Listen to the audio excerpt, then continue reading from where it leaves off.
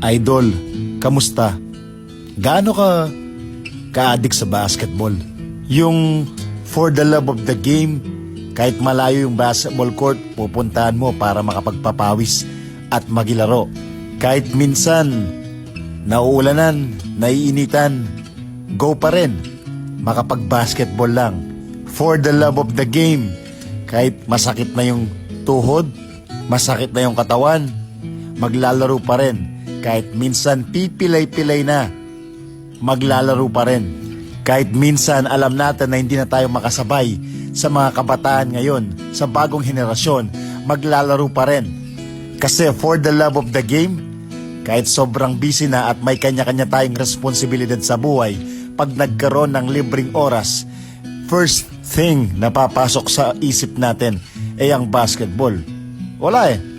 Ang basketball ang nagpapasaya sa atin. Ang basketball ang naging sandalan natin.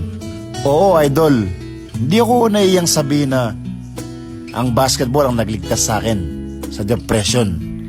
Lagi ko ang sinasabi na tapos na tayo sa pagalingan at mabigat na kompetisyon. Masaya na tayo kahit makapagpapawis lang ng simple.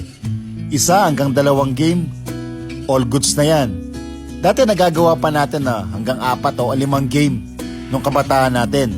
Kasi naging batang stadium din tayo. Yung paggising ng umaga tapos diretso sa basketball court. Uwi ng tanghalian, matutulog ng konti, tapos balik ulit sa basketball court. Kahit sobrang dilim na nun, makapag-shooting lang. Napakaswerte nga ng mga kabataan ngayon kasi sobrang daming covered court, mga idol. Noon kasi, kahit sobrang init ng araw, tatawagin pa tayong solar boys. Kasi nga naglalaro tayo sa initan. Tirik na tirik ang araw pero nagpapapawis tayo. Wala eh. For the love of the game. Ngayon kahit magbayad ka ng ganito, magbayad ka ng ganyan, makasali lang sa liga at makasali lang sa team, sobrang sarap na sa pakiramdam. Matanong lang kita, idol, ikaw ilang taon ka na ngayon? Nagbabasketball ka pa rin ba? O tinigilan mo na? At taga saan ka?